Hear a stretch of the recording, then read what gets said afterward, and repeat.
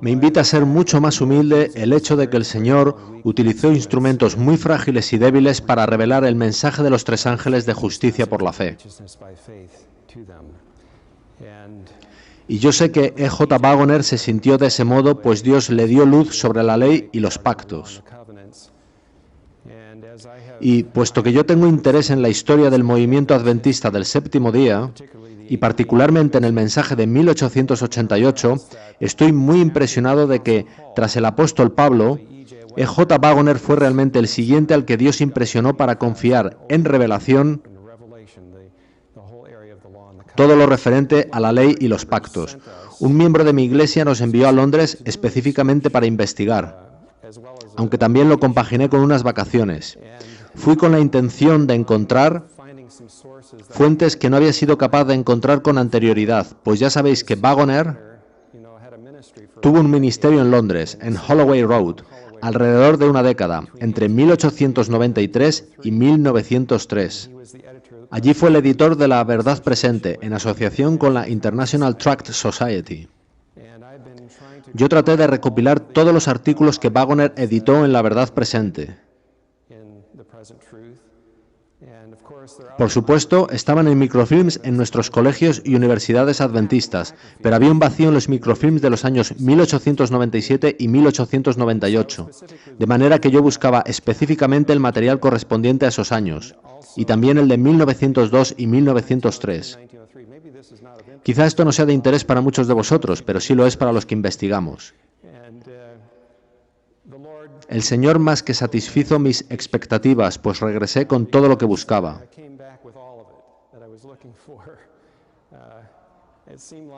Parecía como si el diablo tratara de impedir el descubrimiento. Que yo sepa, hay un solo sitio en el mundo donde se encuentre La Verdad Presente de 1903 y 1897, y es en la biblioteca del periódico británico. Está en Colindale. Puede irse en metro. Hay grandes medidas de seguridad para entrar. Pero el Señor bendijo y me enviaron un microfilm en 2 semanas. Había en el artículo sobre el libro de Hebreos, que realmente me ha fascinado estudiar. Querría compartir con vosotros unas líneas de una carta escrita por Wagoner. La carta es inédita, al menos para mí, y fue escrita en 1903 a A.G. Daniels. Wagoner estaba aún en Londres y decía: en los últimos 7 u 8 años he comprobado que la luz que me ha dado el Señor me estaba llevando a donde debería haber estado cuando comencé a estudiar medicina. Vi en la luz de la cruz la clave de todo. ¿Sabéis? Los adventistas del séptimo día deberíamos ser los líderes en levantar la cruz de Cristo ante el mundo. Esa es la luz que alumbrará toda la tierra con la gloria de Dios y con el carácter de Dios, ¿verdad? Decía también: he visto la cruz en las palabras de Dios, en las palabras de Dios. ¿Sabéis? Satanás odia la cruz de Cristo y hace todo lo que puede, dentro y fuera de la iglesia, para tratar de desacreditar o eliminar ese mensaje. Pero el poder de Dios del Evangelio es mucho mayor que el de Satanás, y la luz se emitirá.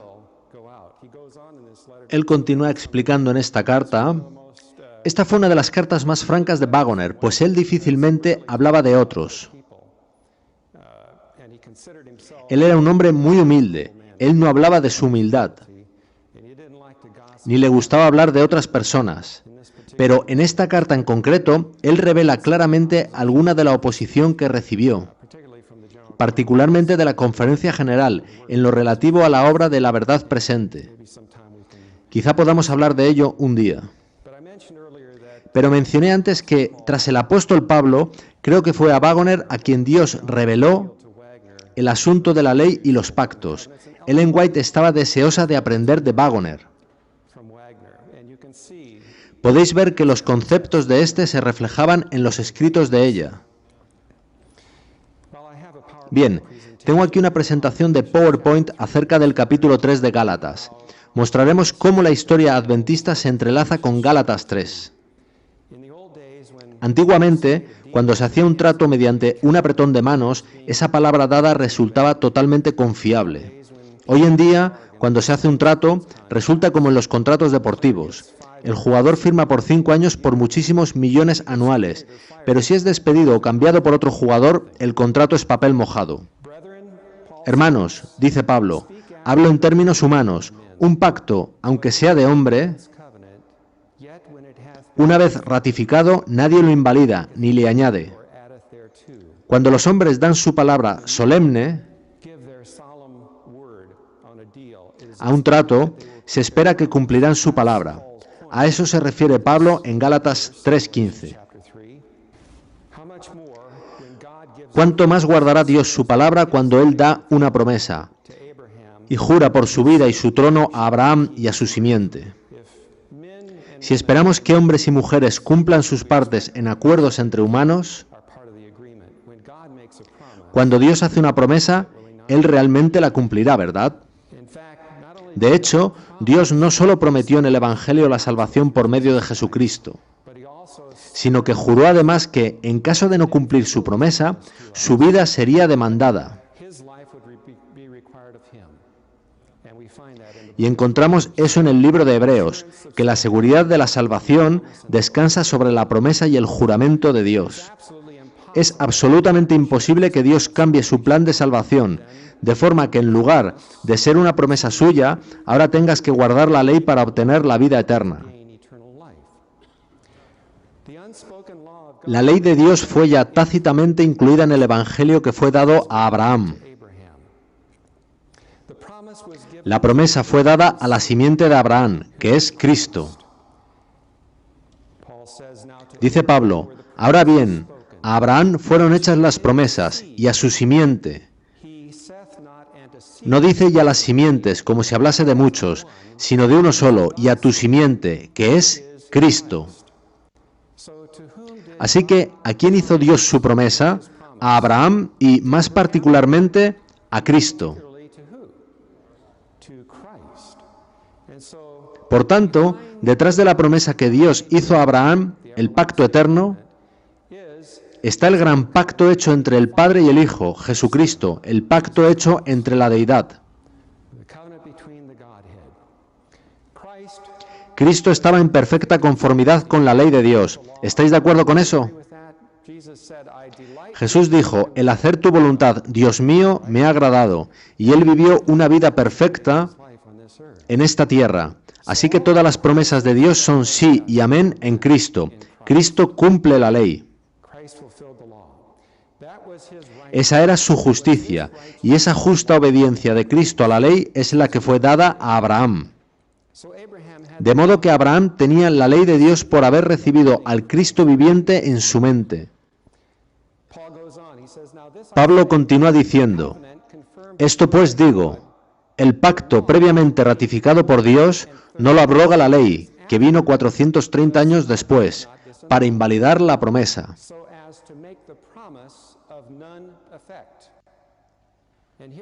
Y aquí encontramos la definición de Pablo del pacto de Dios. Él habla de un pacto y de una promesa. Ambos, pacto y promesa, son una misma cosa. El pacto no es nuestras promesas de guardar la ley de Dios, sino la promesa de Dios a nosotros de que Él nos dará su ley en Cristo. De modo que, no porque Dios trajera la ley de un modo particular 430 años después de haber dado la promesa a Abraham, significa eso que Dios cambiara de opinión sobre cómo funciona nuestra salvación. Pablo añade en Gálatas 3:18, porque si la herencia es por la ley, ya no es por la promesa. Pero Dios la concedió a Abraham mediante la promesa. ¿Cuántas veces se utiliza aquí la palabra promesa? Yo cuento al menos 3 veces. Si vais al capítulo 4 de Romanos, la palabra promesa aparece muchas veces, refiriéndose a la justicia por la fe que fue dada a Abraham.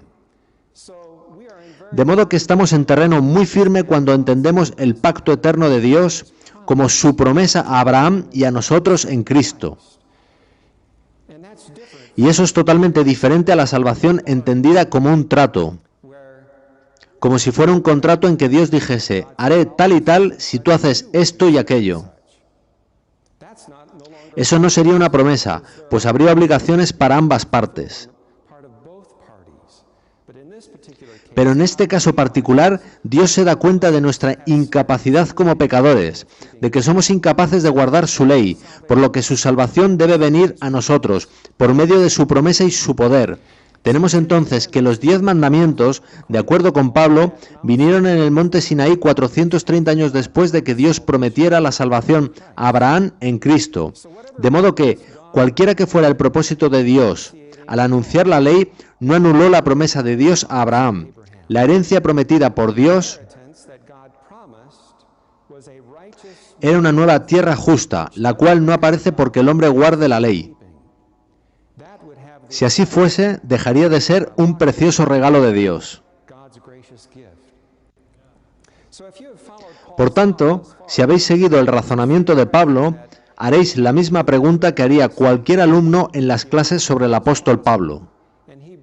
Y él formula esa pregunta en el versículo 19. ¿Por qué entonces la ley?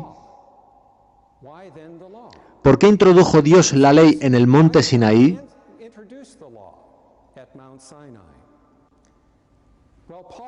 Pablo fue uno de los pocos que comprendió de veras la historia de su propio pueblo, el hebreo. Se trataba de una historia de respuestas a Dios basadas en el viejo pacto de la justicia propia. Y Pablo nos dice abiertamente que abundaba el pecado en el campamento de Israel. Dice él en Gálatas 3:19, fue añadida, se refiere a la ley, a causa de las transgresiones. ¿Y qué es transgresión? Es violación de la ley, ilegalidad, ¿verdad? Es interesante que Dios trajo la ley en el monte Sinaí debido a las ilegalidades ¿de quiénes? Evidentemente de su pueblo. Por eso tuvo Dios que traerla tan prominentemente. Hubo gran incredulidad y arrogante pecado contra Dios en el monte Sinaí. ¿Qué pasó en toda esa historia? La transgresión fue la abierta incredulidad y rebelión a pesar de la gran luz y milagros que Dios les había dado como gracia. De modo que Dios les dio su ley para que el Espíritu Santo pudiera convencerles de su pecaminosidad. Fue una gracia de Dios que les trajese su ley, pues Él pretendía ponerla en sus conciencias. De modo que el Espíritu Santo tuviera una base sobre la que trabajar en el corazón humano para convencerlo de pecado. ¿Estáis agradecidos de que Dios os haya dado una conciencia? Esa fue la primera obra de salvación después de que Adán y Eva pecaran en el jardín del Edén. Dios tuvo que devolver a sus corazones la enemistad hacia Satanás, con quien previamente habían establecido una alianza total. Y Él hace lo mismo para ti y para mí, puesto que Jesús es la luz de todo hombre, ¿no es así? Dios pone a Jesús en nuestros corazones, pone una conciencia, una base sobre la cual el Espíritu Santo puede hacer un llamado a todo corazón humano que viene a este mundo. Eso es lo que Dios buscaba en el monte Sinaí. El pecado es transgresión de la ley, 1 de Juan 3:4. Por tanto, la ley nos define qué es pecado. Ahora, cuando nuestros amigos cristianos de otras iglesias leen que la ley fue dada a causa de nuestras transgresiones, ellos piensan que lo que Pablo está diciendo es que Dios intentó obrar la salvación por medio de la promesa con los patriarcas, Abraham, Isaac y Jacob, y que sin embargo con Israel Él introdujo el guardar la ley como medio de salvación. Una lectura superficial de ese texto podría apuntar en esa dirección. Y eso es lo que concluyeron nuestros amigos evangélicos. Así han pensado siempre. Incluso en los tiempos de Waggoner y nuestros pioneros. Cuando Dios vio que el método de guardar la ley no funcionaba, tras morir Jesús en la cruz, entonces Dios cambiaría al método de salvación por gracia. Y esta es la comprensión evangélica del plan de Dios a través de los tiempos. Empezando por una promesa a los patriarcas. Después Dios trae la ley en el Sinaí para Israel. Y entonces, cuando Dios ve que esto tampoco funciona, en la cruz introduce el Evangelio, otro método. Por tanto, la ley sería abolida.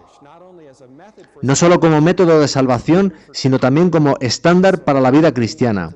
Por tanto, existen numerosos evangélicos opuestos a la ley, los cuales están firmemente convencidos de que ésta fue eliminada al morir Jesús en la cruz. Esto es una interpretación equivocada de lo que Pablo pretendía decir. Nuestros propios pioneros adventistas sintieron la fuerza de este tipo de argumentos provenientes de sus oponentes evangélicos.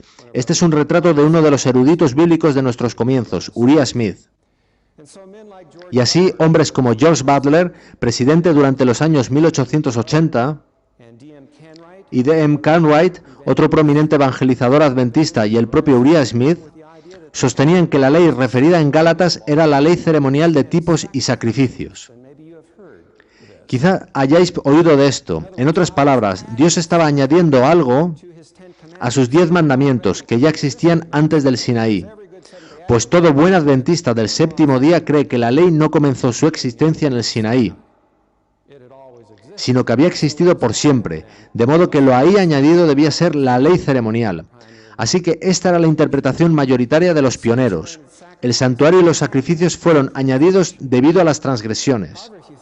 Sin embargo, si lo pensáis, los sacrificios realmente no fueron añadidos en el monte Sinaí, ¿verdad? Pues Abel ofreció un sacrificio, un cordero, que era parte del sistema ceremonial. Y quizá también lo hicieron Adán y Eva, a la vista de las vestiduras que recibieron. Por tanto, existían al menos desde Abel, quien ofreció un cordero. Tras el Sinaí, las ceremonias, sin embargo, se hicieron más elaboradas y detalladas. Así que Dios dio a E.J. Waggoner una clara comprensión de cuál era la ley citada en Gálatas 3:19. La palabra griega para añadida es prostithemi, que también puede significar hablada. En Hebreos 12:19 leemos sobre el Sinaí que se oyó el estruendo de las palabras, que los que lo oyeron rogaron que no se les hablase más. Se trata de la misma palabra griega, solo que aquí se traduce como hablar. Así que el Sinaí fue la primera vez en que Dios resaltó su ley tan prominentemente que no solo se la habló, sino que también se la escribió con su propio dedo en tablas de piedra. Como le gusta decir al hermano Whelan, Dios simplemente la marcó en negrita, en el monte Sinaí. Y entonces él presiona en su ordenador las teclas control y B para obtener letras en negrita. Eso es lo que Dios hacía en el monte Sinaí, marcar la ley en negrita, resaltarla, para que la viesen. ¿Por qué hizo Dios esto cuando nunca tuvo que tomar medidas tan extremas con Abraham? Abraham creyó la promesa de Dios, pero Israel evidentemente tuvo un problema de incredulidad. ¿Falló Dios al intentar darles gran luz tal y como se la había dado a su padre Abraham? En absoluto. Simplemente recordad todos los milagros providenciales durante su viaje de liberación de la esclavitud en Egipto. Israel incluso entendió la cruz de Cristo, pues observaron la Pascua antes de salir de Egipto. El ángel exterminador había visto la sangre del cordero en los postes de las puertas, se había pasado de largo de sus hogares, en tanto que mató al primogénito tanto de los egipcios como de los israelitas que no creyeron en la sangre de su sustituto como garante. Así que la cruz de Cristo los salvó de una muerte segura. En la Pascua aprendieron las lecciones de la cruz. Entonces Jehová les proporcionaba el pan diario en el desierto, y este pan era suficiente para las necesidades del pueblo para sostener sus vidas. Y de este modo les enseñaba de manera física y visible que vivimos por cada palabra que sale de la boca de Dios, pues la palabra de Dios es la que crea el pan.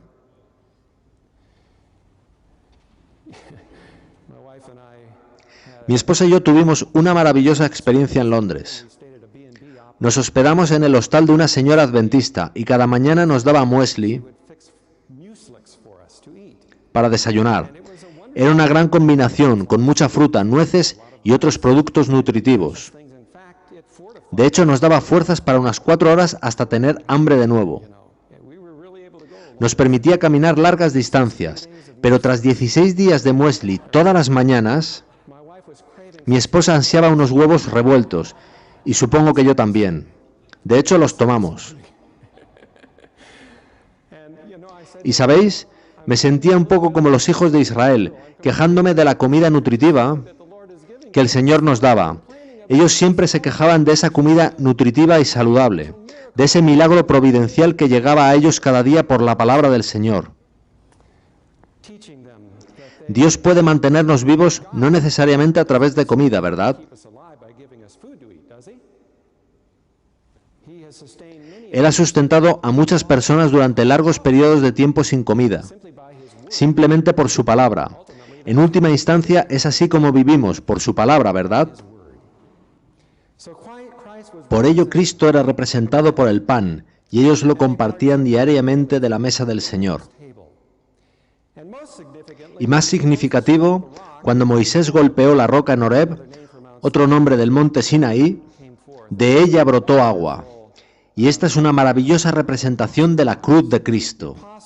El apóstol Pablo nos da la aplicación espiritual de esta histórica experiencia de supervivencia en 1 Corintios 10:4, donde él dice: y todos bebieron la misma bebida espiritual, porque bebían de la roca espiritual que los seguía, y la roca era Cristo. Ahí podéis verlo. Así que pensad en ello. Antes incluso de que los 10 mandamientos fueran pronunciados, se les mostró la cruz de Cristo, y de ella manaba vida, agua, a todo el que en ella participaba. Fue una maravillosa lección espiritual con la que seguramente conocieron en el Sinaí todo sobre el Calvario, ¿verdad? Coincidí con un colega hace un mes en esta iglesia. Él ejerce como pastor no lejos de aquí.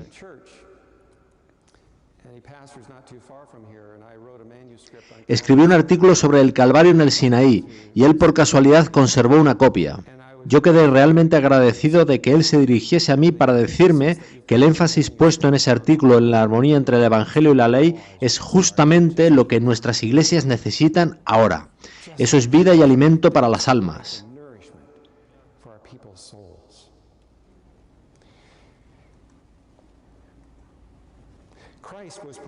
En el monte Sinaí, Cristo fue mostrado ante ellos como crucificado, de modo que lo que se les dio fue la vida proveniente de la cruz. Dios recordó a Israel en Éxodo 19:4. Vosotros visteis lo que hice a los egipcios, y cómo os tomé sobre alas de águilas, y os he traído a mí.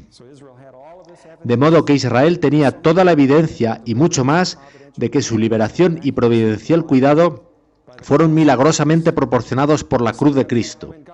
Así que cuando Dios les propuso unirse a ellos prometiéndoles su pacto, ellos deberían haber respondido con gratitud, tal y como hizo su padre Abraham, ¿no es así? A menudo uso una ilustración que utilicé cuando fui invitado a predicar en Las Vegas. Suelo usar esta ilustración con un billete de $1, aunque no suelo llevar ninguno conmigo. Levanto el billete de $1 y digo: tengo esta oferta para vosotros. Y me quedo de pie esperando a ver si viene alguien y coge el billete de mi mano. Y nunca viene nadie a tomarlo, pues debe darles vergüenza. Entonces voy con el billete de $1 a una señora y lo pongo en su mano diciendo: esto es un regalo para usted. ¿Cuál sería su respuesta natural? Gracias, ¿verdad? Respondería con gratitud. De modo que cuando Jesús pone el regalo de la salvación en tu mano, ¿cuál es la respuesta natural? Amén, lo creo. Se respondería con gratitud, ¿verdad? Dios prometió a Israel la misma gracia que a Abraham. Veámoslo en Éxodo 19:5. Ahora pues, si diereis oído a mi voz y guardareis mi pacto, vosotros seréis mi especial tesoro sobre todos los pueblos, porque mía es toda la tierra. Por supuesto, este versículo ha sido traducido equívocamente por alguien que veía a través de los ojos del viejo pacto. No suena realmente del todo como la promesa de Dios a Israel. Suena más bien como lo que ellos deben obedecer y guardar. Sin embargo, la palabra hebrea shamar significa escuchar, como correctamente señala Robert Wieland. Por tanto, Dios les está pidiendo que escuchen. Ese es el problema que tenemos, no solo con los adultos, sino también con los jóvenes, ¿verdad? Conseguir que escuchen. Por eso la promesa es por un tiempo tan largo. Por ello es largo el peregrinaje en este mundo, porque el pueblo de Dios no está escuchando su voz. La otra palabra hebrea que clarifica esta frase es shamea, que significa estimar o valorar. Si escucháis mi voz y valoráis mi pacto, vosotros seréis mi especial tesoro. Por tanto, Dios está pidiendo a Israel que presten atención, que escuchen su voz cuando Él les da su promesa. Dios les llama a estimar su pacto. ¿Estimáis su promesa de salvación? ¿La alimentáis en vuestro corazón? ¿Es así como vivís vuestro día a día? Yo os digo que encenderá vuestro corazón y lo traerá a vida. Y entonces tendréis algo que compartir con otros. Yo os digo que esto será en sí mismo una predicación, es un mensaje evangelístico y las iglesias revivirán como resultado de ello. Os ayudará a ver la Biblia y el espíritu de profecía como nunca lo hicisteis antes. Donde antes veíais libros del antiguo pacto, ahora veréis promesas del nuevo pacto, donde quiera que miréis. Por tanto, recibidlo en vuestro corazón y en vuestra mente. El pacto de Dios es el poder del Evangelio, y Cristo cambia la mente, pero Israel no entendió. Incluso aunque Dios les enseñó acerca de la cruz de Cristo en la Pascua y en el agua que emanó del Sinaí, ellos rehusaron ser crucificados con Cristo. Se dejaron llevar por la suficiencia propia y contestaron todos a una sola voz en Éxodo 19:8. Todo lo que Jehová ha dicho, haremos. Y ese fue el viejo pacto. Ahora, haré una clarificación, y es que esa hubiera sido una buena respuesta si hubiera sido motivada por un espíritu de humildad, en total dependencia de Dios, quien hizo la promesa. Pero la mayoría de ellos no habló bajo ese tipo de motivación. Hablaron desde la confianza y la justicia propia. Dejemos eso claro. Cuando Dios dio los 10 mandamientos en el monte Sinaí, lo hizo con impresionante poder y magnificencia. La montaña humeaba como un volcán, había truenos y relámpagos. Cualquiera que cruzara el límite de la montaña caería muerto. Y esto era para impresionar en estos pecadores la grandeza del Evangelio de Cristo, que ellos y su justicia propia habían rechazado. Ved que no era para atemorizarlos, sino para enseñarles que carecían de poder para guardar la ley de Dios. Pero en su gran poder que se les manifestaba, ellos recibirían la promesa de que serían capaces de guardar cada una de sus 10 promesas. Ellos podrían haber tenido en su corazón todos los mandamientos de Dios si, como Abraham, hubieran creído la promesa de Dios. Ellos veían la ley con terror porque la veían desde el punto de vista de un pecador, más que desde el punto de vista de un creyente. Porque si crees en Cristo, puedes mirar a esa montaña sin ningún temor.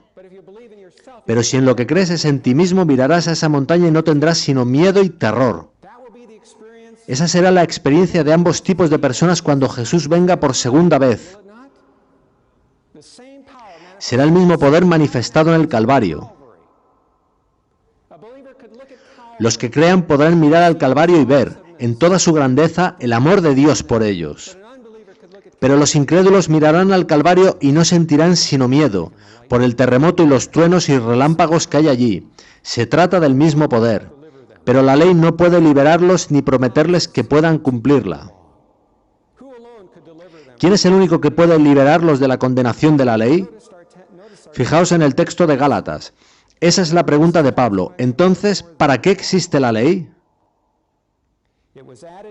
Pablo dice, fue añadida a causa de las transgresiones, hasta que viniese la simiente, a quien fue hecha la promesa, y fue ordenada por medio de ángeles, en mano de un mediador.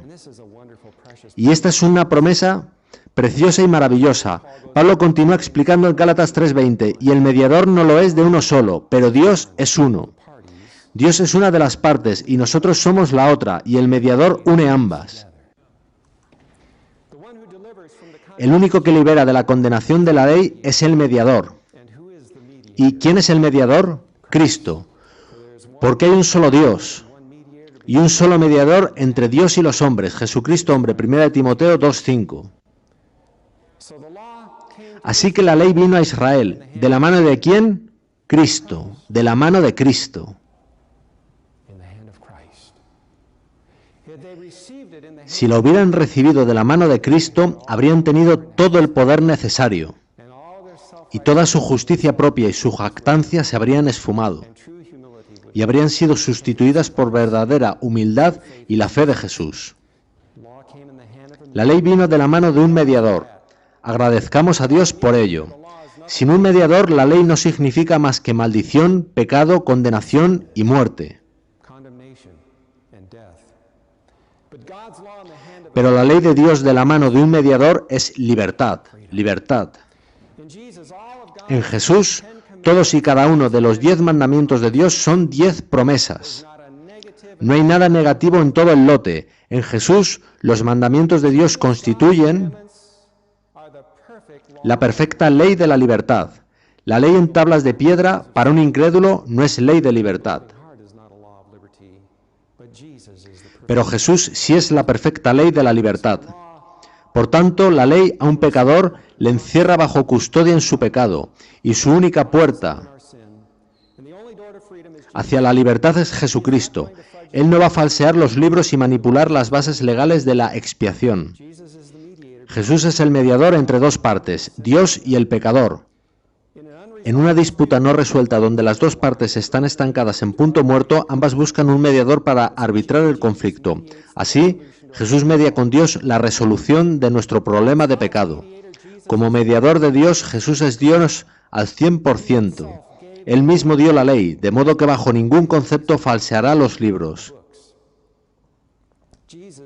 Jesús es el mediador perfecto porque además tomó nuestra carne humana pecaminosa. Él la tomó. Él tomó algo que no era suyo, toda nuestra susceptibilidad a la tentación. Él tomó eso y lo experimentó, y sufrió por ello, y fue tentado más allá de lo que nunca seremos nosotros.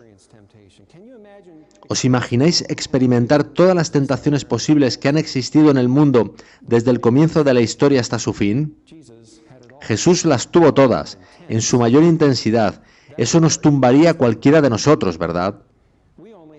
Cada uno de nosotros solo experimenta algunos tipos de tentaciones en toda su vida. Pero Jesús los experimentó todos, por eso Él no necesitó que nadie le dijese sobre el hombre, pues ya sabía lo que hay en todo hombre. Y Él sabe lo que hay en ti. Como pecador, ¿no te conforta eso? Él tiene el poder de levantarte y de salvarte, independientemente de en qué pecados te hayas incursionado en tu vida. Pues al que no conoció pecado, Dios lo hizo pecado. Ese es un texto muy poderoso. Dios lo hizo pecado.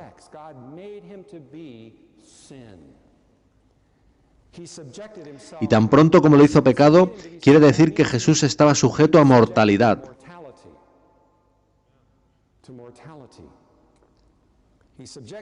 Él se sujetó a sí mismo a muerte, y muerte de cruz. Por tanto, Él es un sumo sacerdote empático. Él conoce por lo que estamos pasando con el problema del pecado. Quien entienda que la ley fue abolida por la muerte de Cristo en la cruz, ha malentendido al apóstol Pablo, y Pablo lo aclara en Gálatas 3:21. Dice ahí: luego, ¿es la ley contraria a las promesas de Dios? De ninguna manera. Por cierto, él dice lo mismo varias veces en la carta a los Romanos en los capítulos 6 y 7. Lo dice 4 veces, de ninguna manera. Sigue diciendo, porque si la ley dada pudiera vivificar, la justicia fuera verdaderamente por la ley. La ley forma parte de las promesas de Dios. Todas las promesas de Dios son sí en Cristo. Pero la ley fuera de la promesa de Dios en Cristo no puede dar vida.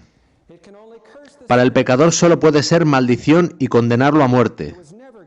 Nunca fue el propósito original de Dios escribir la ley en tablas de piedra. Él quería escribirlas en sus corazones en el poder de Cristo, para que tuvieran la justicia de la ley. Pero fuera de Cristo, la ley, por su propio poder, no puede traer justicia. Vemos aquí que justicia y vida son una sola cosa en Cristo. El apóstol nos proporciona entonces un resumen de lo que acaba de decirnos, mas la Escritura lo encerró todo bajo pecado, para que la promesa que es por la fe en Jesucristo fuese dada a los creyentes. Gálatas 3:22. Aprovecho para agradecer a John Peters por resaltar cómo la fe de Jesús juega un papel prominente en el capítulo 3 de Gálatas. No es nuestra fe, se trata de la fe de Jesús. Aquí está la paciencia de los santos, los que guardan los mandamientos de Dios y la fe de Jesús. El Evangelio está en total armonía con la ley de Dios y la fe de Jesús. Pablo continúa, pero antes que viniese la fe, estábamos confinados bajo la ley, encerrados para aquella fe que iba a ser revelada. Entendemos aquí que la promesa de salvación de Dios fue dada a Cristo. Su fe en Dios triunfó sobre nuestro pecado, que Él tomó. Cuando oímos estas buenas noticias de la fe de Jesús y las albergamos, las puertas de nuestra prisión se abren como un resorte y somos libres como un pájaro. Waggoner tenía un artículo titulado «Libre como un pájaro». La ley solo puede confinarte en el pecado, pero cuando ves la promesa de Dios en Cristo, entonces pasas a tener la ley en Cristo, y las puertas de la prisión se abren, y echas a volar, como si fueras un pájaro. De modo que este texto habla de la experiencia en la vida de un cristiano de cualquier época. La venida de la fe no es aquí una referencia histórica al primer advenimiento de Jesús. Y esta fue la comprensión equivocada de algunos como Butler y Smith, que vieron esto a la luz de la ley ceremonial. Esto significaría que la gente se salvaría solo después de que Jesús hubiese venido a esta tierra. Esto haría de la salvación un mero accidente arbitrario en el tiempo. La gente de antes de la cruz habría estado encerrada bajo la ley, mientras que después no estarían más bajo la ley y serían salvos en lote. Es obvio el absurdo de esta visión. Cuando vino la fe de Jesús, o en otras palabras, cuando vino Jesús, dejamos de estar bajo la condenación de la ley. Se trata de una experiencia, no de un evento histórico. Pero la ley aquí referida no es la ceremonial, sino primordialmente los 10 mandamientos. Y estar bajo la ley es estar sujeto a su castigo, es estar en nuestros pecados. Pero cuando se nos revela la fe de Jesús y nos abraza, dejamos de estar confinados bajo la ley. Dejamos de estar bajo la condenación de la ley y sujetos a la muerte eterna. Pues Jesús pagó nuestra deuda a la ley mediante la muerte eterna en la cruz. Así somos libres de la ley en Cristo. Entonces el apóstol Pablo explica la función de la ley en términos de un agente correctivo en un sistema de prisión. De manera que la ley ha sido nuestro ayo para llevarnos a Cristo, a fin de que fuésemos justificados por la fe. Versículo 24, dice el 25, pero venida la fe ya no estamos bajo ayo. El ayo era el esclavo romano a quien se encargaba el cuidado del menor en la familia. Su trabajo consistía en asegurarse de que el niño estudiase sus libros, se levantase y fuese a la escuela puntualmente y volviese a salvo a casa. A veces el ayo pegaba al niño si éste se ausentaba de clase. De modo que a este tutor se le veía negativamente, pero él hacía su trabajo exactamente como esperaba su jefe. Del mismo modo, la ley de Dios es como un agente correctivo, que a aquellos que están bajo ella encierra en pecado. La ley no puede liberar a su prisionero, el prisionero no puede hacerse amigo de la ley. No hay esperanza bajo la ley, pero cuando el pecador oye sobre la fe de Jesús y el Espíritu Santo le convence de su pecado y de la necesidad de la justicia de Cristo, entonces experimenta el nuevo nacimiento. Esto es justificación por la fe. El pecador está ahora en Cristo, perdonado, y la justicia de Cristo toma el lugar de la maldición del pecado. Entonces se erige como coheredero con Cristo de la herencia prometida. Es decir, un heredero de toda la tierra, en la que habrá justicia eterna. Ya no está más bajo la condenación del ayo, ahora es libre en Cristo. De modo que este pasaje del ayo no se trata de un texto dispensacionalista que enseñe que la ley fue eliminada con Cristo en la cruz, sino que describe la transición de todo cristiano que pasa de una experiencia de antiguo pacto a otra de nuevo pacto. No hace referencia al tiempo de la primera venida de Jesús. Puede suceder a un creyente antes o después de la cruz. Ahora, Gálatas 3, 23-24 jugó un papel clave dentro de la historia adventista del séptimo día, en la conferencia de Minneapolis de 1888. Los evangélicos consideraban que la ley, el ayo, eran los 10 mandamientos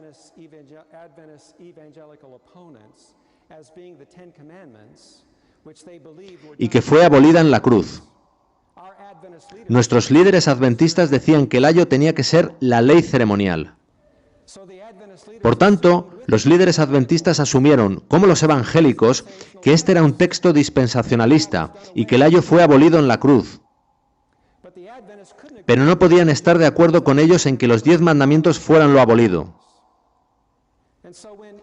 De modo que cuando apareció E.J. Waggoner y como los evangélicos sostuvo que el ayo, la ley, era los 10 mandamientos, podéis imaginaros que los líderes de la Iglesia mostraron una fuerte discrepancia. En lo que Waggoner no estaba de acuerdo con los evangélicos es en que el texto tuviera un carácter dispensacionalista, es decir, que la ley fuese abolida con la llegada de la fe en el primer advenimiento de Cristo. Waggoner dijo que el texto describía la experiencia de todo pecador que era conducido por la ley a Cristo. Se trata de un texto vivencial. Por tanto, no era un texto dispensacionalista, enfocado en el tiempo, sino en la experiencia. Y Ellen White comprendió que esta fue la razón fundamental por la que muchos de los líderes de la Iglesia rechazaron el muy precioso mensaje de justicia por la fe que Dios trajo a su pueblo en 1888. La errónea interpretación del texto fue clave en esta desafección producida en nuestra historia.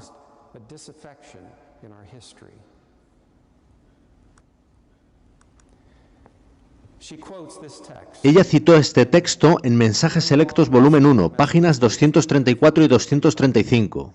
Dice así: la ley ha sido nuestro ayo para llevarnos a Cristo, a fin de que fuésemos justificados por la fe. Gálatas 3:24. Fijaos ahora en sus comentarios. El Espíritu Santo está hablando especialmente de la ley moral en este texto, mediante el apóstol. Por tanto, ella respalda la posición de Waggoner. La ley, el ayo, es fundamentalmente la ley moral. La ley nos revela el pecado y nos hace sentir nuestra necesidad de Cristo y de acudir a Él en procura de perdón y paz mediante el arrepentimiento ante Dios y la fe en nuestro Señor Jesucristo. Aquí está.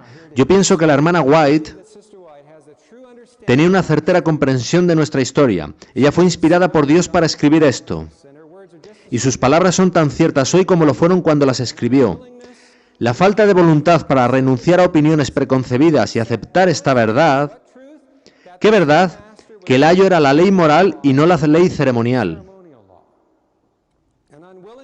La falta de voluntad para aceptar esta verdad fue la principal base de la oposición manifestada en Minneapolis contra el mensaje del Señor expuesto por los hermanos E.J. Waggoner y A.T. Jones. Ahora podemos entender esta cita que hace ella. Suscitando esa oposición, Satanás, ¿quién está detrás de todo esto? Cuando Satanás vio que Dios estaba mostrando a la Iglesia adventista más prominentemente la cruz, así como la armonía entre la cruz y la ley, desató oposición, y además dentro de la Iglesia. Suscitando esa oposición, Satanás tuvo éxito en impedir que fluyera hacia nuestros hermanos, en gran medida, el poder especial del Espíritu Santo que Dios anhelaba impartirles. Esto de lo que ella habla aquí es la lluvia tardía. El enemigo les impidió que obtuvieran esa eficiencia que pudiera haber sido suya para llevar la verdad al mundo, tal como los apóstoles la proclamaron después del día de Pentecostés. ¿Veis que se trata de la lluvia tardía o no? Fue resistida la luz que ha de alumbrar a toda la tierra. ¿Qué está citando aquí? El mensaje del cuarto ángel. Fue resistida la luz que ha de alumbrar a toda la tierra con su gloria, y en gran medida ha sido mantenida lejos del mundo por el proceder de nuestros propios hermanos. Y esas son sus palabras, en gran medida. Nuestros propios hermanos, y estas son mis palabras, pensaron que si renunciaban a sus posturas sobre la ley ceremonial en Gálatas, estarían renunciando a una verdad distintiva. Ellos pensaban que la ley ceremonial como ayo era una referencia para oponer a los evangélicos. Creyeron que Waggoner estaba sustentando la posición evangélica en su totalidad, incluyendo la abolición de la ley de Dios, y que eso debilitaba la posición de los adventistas. En realidad eran nuestros propios hermanos quienes, habiendo asumido una comprensión dispensacionalista de la ley y los pactos tal y como los evangélicos, estaban debilitando los pilares del mensaje de los tres ángeles. Esto era lo que el Señor estaba tratando de corregir. En Cristo, nuestro mediador, la ley y el Evangelio están en perfecta armonía. No hemos de tener miedo de los textos difíciles de las Escrituras de los que algunos oponentes hacen mal uso para su propia destrucción. Las Escrituras están en armonía con el Espíritu Santo, quien las inspiró. Cuando se tiene a Jesús, se tiene la perfecta ley de la libertad. Si esta es la primera vez que habéis escuchado un mensaje como este, queridos amigos, sé que puede no ser fácil de procesar. Pero es clave para entender la crisis que tuvo lugar en la historia de nuestra Iglesia. Vale la pena que meditéis en estas cosas que Ellen White trae a nuestra atención. Lo que ella hace aquí es respaldar la posición de Waggoner con respecto a la ley en Gálatas. Y veremos en nuestro seminario cómo ella también respaldó su posición sobre los pactos. Este es justamente el corazón del mensaje de los tres ángeles, la ley y el Evangelio. Inclinémonos en oración. Padre nuestro que estás en los cielos, te agradecemos en esta mañana que nos hayas dado la oportunidad de mirar a nuestra historia desde una nueva perspectiva, de comprobar cómo has estado tratando de traer a nuestra atención de una manera más clara la cruz de Jesucristo. Vemos que somos los responsables de crucificarlo, de llevarlo hasta ahí. Y somos quienes, por la enemistad en nuestro propio corazón, hemos retrasado su venida, cuando Él querría haber venido hace mucho. Te pedimos, Señor, que hagas en nosotros el milagro de un nuevo nacimiento, que estemos dispuestos a morir con Cristo, tal y como representó nuestro bautismo, y que seamos levantados en novedad de vida, que seamos hechos nuevas criaturas, una nueva creación a su imagen, a su semejanza, que abracemos tu maravilloso mensaje que tienes para nosotros, y que nos bendigas con el poderoso derramamiento de tu Santo Espíritu. Es en el nombre de Jesús que te lo pedimos. Amén.